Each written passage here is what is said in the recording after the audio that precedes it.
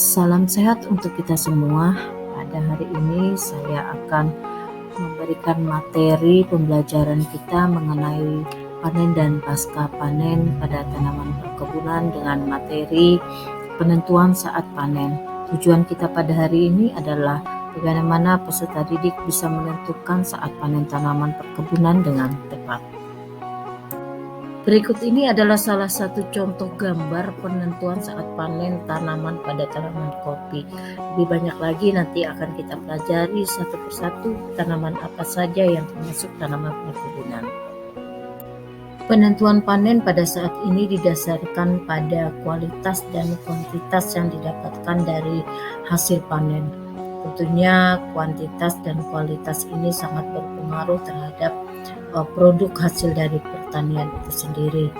Kualitas hasil panen perlu dijaga dan diperhatikan karena akan menentukan banyaknya hasil produksi yang nantinya akan dijual dengan harga yang sangat memuaskan. Sedangkan kuantitas dari hasil panen merupakan jumlah produksi yang bisa saja tidak maksimal atau dimungkinkan adanya sejumlah produksi yang hilang pada saat panen, sehingga ini bisa menurunkan adanya jumlah produksi yang hilang pada saat panen. Dari materi kita pada hari ini, tentunya pengertian dari penentuan saat panen itu adalah bagaimana menentukan dari tindakan kita mengambil keputusan tentang kapan waktu yang tepat untuk memetik hasil dari tanaman yang dibudidayakan. Bila pada saat panen dapat ditentukan dengan tepat, maka segala sesuatu baik sarana maupun prasarana yang dibutuhkan dalam kegiatan panen dapat direncanakan dan dipersiapkan dengan optimal.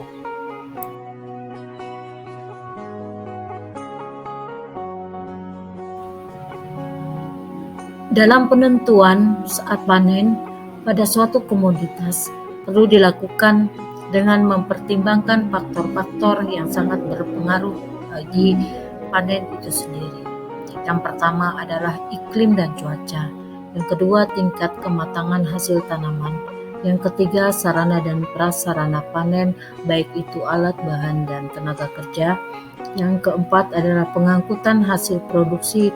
Dan yang kelima adalah tujuan pemasaran hasil produksi. Di samping faktor-faktor yang mempertimbangkan bagaimana pengaruh dari penentuan panen itu sendiri, ada beberapa hal yang perlu kita pahami bahwa dari setiap panen tanaman perkebunan mempunyai sifat fisik yang berbeda-beda antara satu dengan yang lainnya. Adapun sifat fisik dari panen itu meliputi adalah parameter antara lain warna, aroma, rasa, kandungan gizi, bentuk, ukuran, dan kekerasan. Bentuk hasil panen tanaman perkebunan dapat terdiri atas buah, daun, getah, biji, dan batang.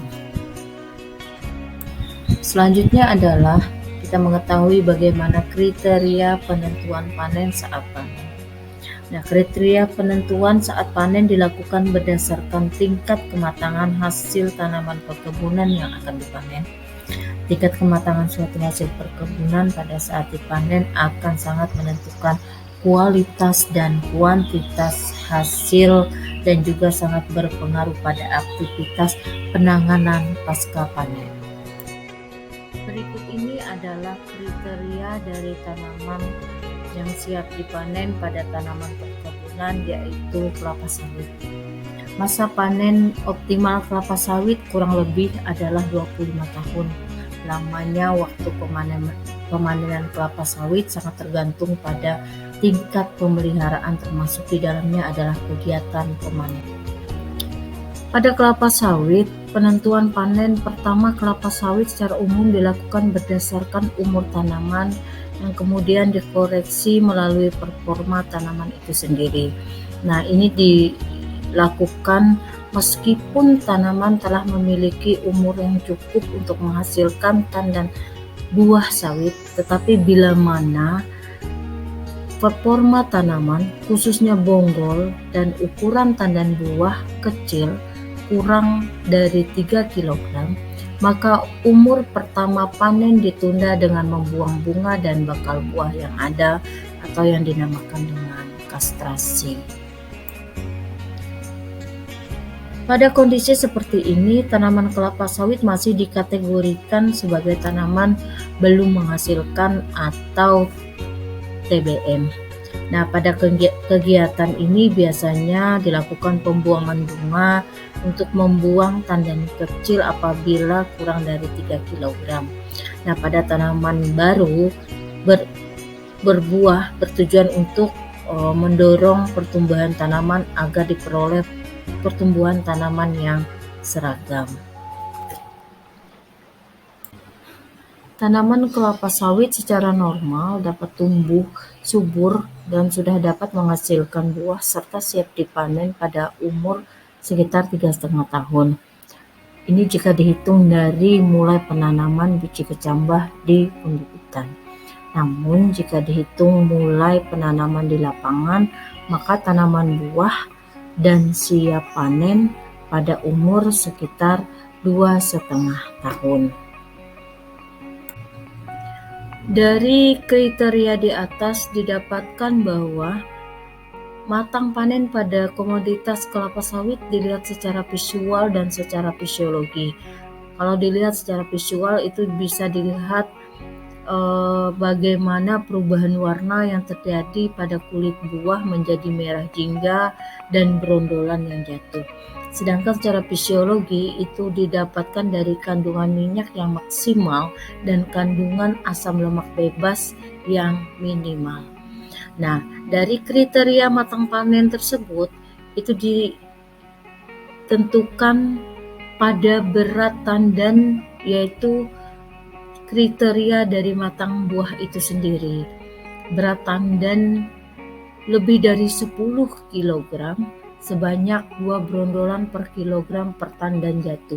Dan untuk berat tandan kurang dari 10 kg itu sebanyak 1 brondolan per kilogram tandan jatuh.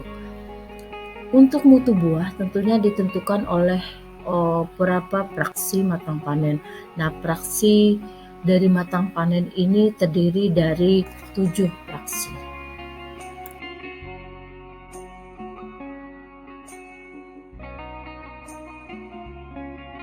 Berikut adalah fraksi dari matang panen tanaman kelapa sawit.